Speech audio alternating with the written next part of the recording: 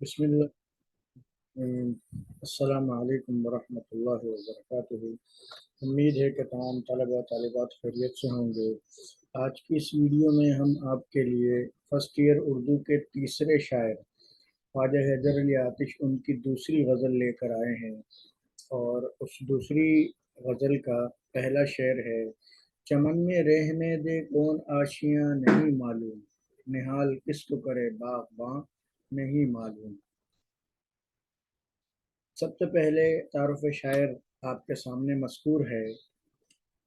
خواجہ حیدر علی آتش خواجہ علی بخش کے بیٹے تھے۔ فیض آباد ہندوستان میں آتش کی ولادت 1778 میں ہوئی۔ بچپن میں ہی باپ کا سایہ سر سے اٹھ گیا، اس لیے آتش کی تعلیم و تربیت باقاعدہ طور پر مکمل نہ ہو سکی۔ آتش نے فیض آباد کے نواب محمد تقی خان کی ملازمت اختیار کر لی اور ان کے ساتھ لکھنؤ چلے آئے۔ لکھنؤ میں علمی صحبتوں اور انشاء و مصحفی کی شاعرانہ معرکہ آرائیوں مقابلوں کو دیکھ کر شعر و سخن کا شوق پیدا ہوا اور مصحفی کے شاگرد ہو گئے۔ تقریباً 29 سال کی عمر میں باقاعدہ شعر گوئی کا آغاز ہوا۔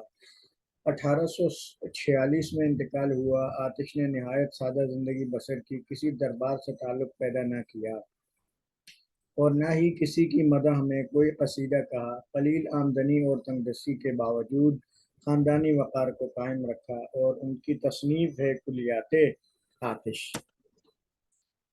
غزل کا پہلا شعر ہے آپ کے سامنے: چمن میں رہنے دے کون آشیاں نہیں معلوم، نہال کس کو کرے باغباں نہیں معلوم۔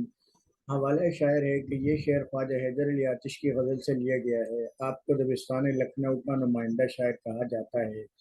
مرکزی خیال ہے گردش زمانہ کا بیان، یعنی زمانے کے بدلتے دنوں کا بیان۔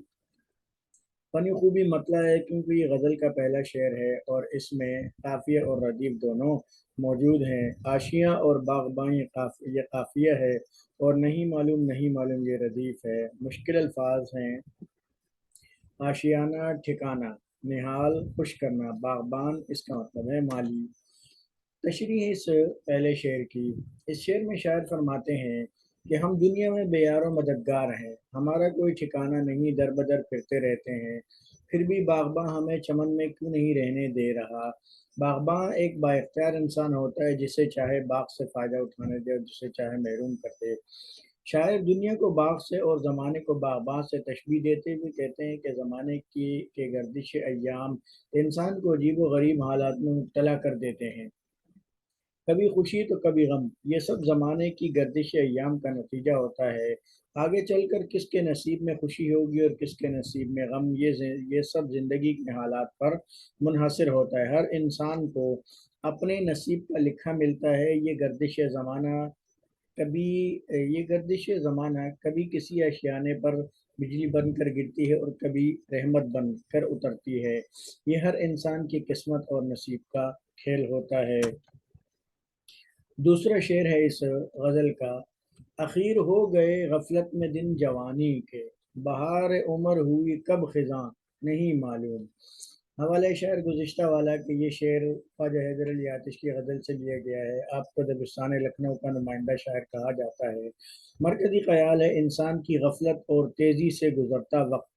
فنی خوبی صنعت تضاد ہے۔ صنعت تضاد کا معنی ہوتا ہے کہ کسی بھی شعر میں دو یا دو سے زیادہ ایسے الفاظ کا ذکر کرنا جو ایک دوسرے کی ضد ہوں۔ شاعری کی اصطلاح میں صنعت تضاد کہا جاتا ہے۔ مشکل الفاظ: غفلت، اس کے معنی ہیں لاپرواہی۔ تشریح ہے اس شعر کی: خواجہ حیدر علی آتش فرماتے کہ انسان بہت بڑا غافل ہے، خاص طور پر جب وہ جوانی کی عمر میں ہوتا ہے، اس وقت اس کی غفلت کی کوئی انتہا نہیں ہوتی۔ شاعر کہتے ہیں کہ دوسروں کی طرح ہم نے بھی جوانی کا زمانہ لاابالی پن میں گزار دیا، اس بات کا بالکل بھی احساس نہیں ہوا کہ کب ہم جوانی سے بڑھاپے کی دہلیز پر پہنچ گئے۔ آج مجھے اس بات پر بہت پشیمانی ہو رہی ہے، اگر اب اس پشیمانی کا کوئی فائدہ نہیں ہو رہا مگر اب اس پشیمانی کا کوئی فائدہ نہیں ہو رہا۔ ہم نے اس بات کو بالکل فراموش کر دیا تھا کہ آخرت کی زندگی بھی کوئی چیز ہے، نہ ہی ہم نے اپنی دنیا سواری، نہ ہی آخرت کے لیے کوئی قابل ذکر نیک کام کیے۔ جوانی کے نشے میں ایسے مدہوش ہے کہ وقت گزرنے کا احساس ہی نہیں ہوا، مگر اب اس حالت میں پہنچ چکے ہیں کہ नातवानी की वजह से, नातवानी यानी कमज़ोरी की वजह से बहुत से नेक काम चाहते हुए भी नहीं कर सकते। कमाल की बात तो यह है कि इंसान अपनी जवानी में अल्लाह को याद करे, बुढ़ापा तो वैसे ही इंसान को अल्लाह की याद दिला देता है। तीसरा शेर है इस गज़ल का, सुपुर्द किसके मेरे बाद हो अमानत इश्क, उठाए कौन ये बारे गिरां नहीं मालूम। हवाला गुज़िश्ता शेर वाला, और मरकज़ी ख़याल है कि अमानत का बार, बोझ हर कोई नहीं उठा सकता। इस बोझ से क्या मुराद है, अमानत से क्या मुराद है, ये आगे तशरीह में बात आ जाएगी। मुश्किल अल्फाज हैं सुपुर्द, हवाले करना, बारे गिरां, वज़नी बोझ। तशरीह है इस शेर की कि इस शेर में शायर बड़े खूबसूरत अंदाज में इश्क को एक बारे गिरां कह रहे हैं। ये एक ऐसी अमानत है जो हर किसी के सुपुर्द नहीं की जा सकती। शायर फरमाते हैं कि मैंने तो इस इश्क की लाज रख ली और इसकी राह में आने वाली मुसीबतों को बर्दाश्त किया, लेकिन मेरे बाद ये अमानत किसके सुपुर्द की जाएगी, क्योंकि ये भारी बोझ हर कोई नहीं उठा सकता। मेरे बाद इस इश्क की लाज कौन रख सकेगा, क्या मेरे बाद कोई इश्क भी कर पाएगा या नहीं। मैं अपने बाद इस इश्क की अमानत को किसके हवाले करूं, जो मेरी तरह इस इश्क में साबित कदम रह सके, मुझे इस बात का कोई इल्म नहीं है। मुमासिल शेर है, मोहब्बत के लिए कुछ ख़ास दिल मखसूस होते हैं, मोहब्बत के लिए कुछ ख़ास दिल मखसूस होते हैं, ये वो नगमा है जो हर साज पे गाया नहीं जाता। शेर नंबर 4 है इस गज़ल का, खुली है खाना सयाद में हमारी आँख, कफ़स को जानते हैं आशियाँ नहीं मालूम। हवाला गुज़िश्ता शेर वाला, मरकज़ी ख़याल है कि ज़िंदगी ख्वाहिशात का क़ैद खाना है, और मुश्किल अल्फाज हैं खाना सयाद शिकारी का घर, और कफ़स के माना है पिंजरा।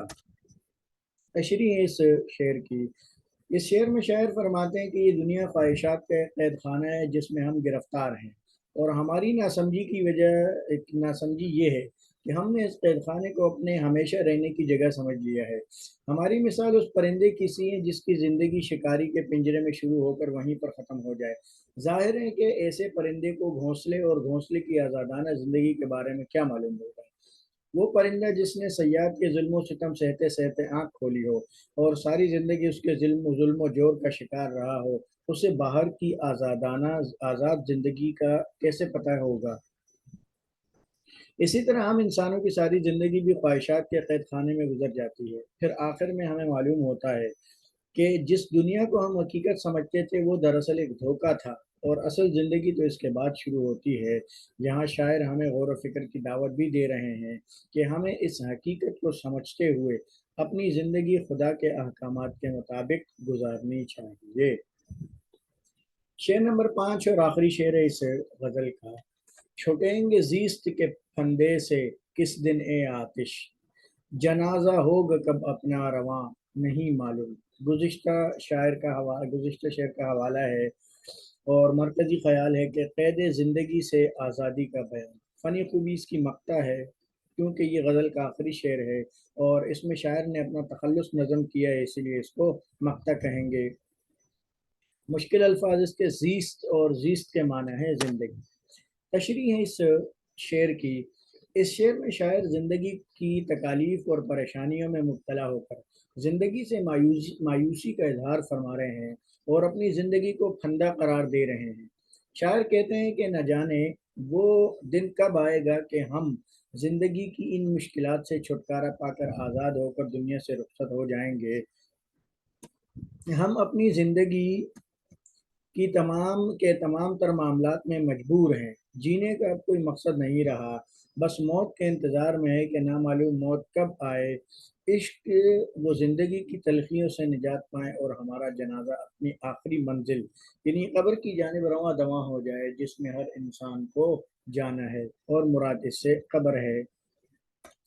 ये हमारी जो दूसरी गज़ल थी ख्वाजा हैदर अली आतिश की, उसकी तशरीह मुकम्मल हुई। उम्मीद है कि आप इससे ज़रूर फ़ायदा उठाएंगे और दूसरे तलब और तालिबात से भी ज़रूर शेयर करेंगे, ताकि सबको फ़ायदा हो और सब जो है वो अपने इम्तहान में अच्छे नंबर हासिल कर सके। दुआ में हमें याद रखिएगा। अल्लाह ताला आपको खुश रखे। अल्लाह हाफ़िज़।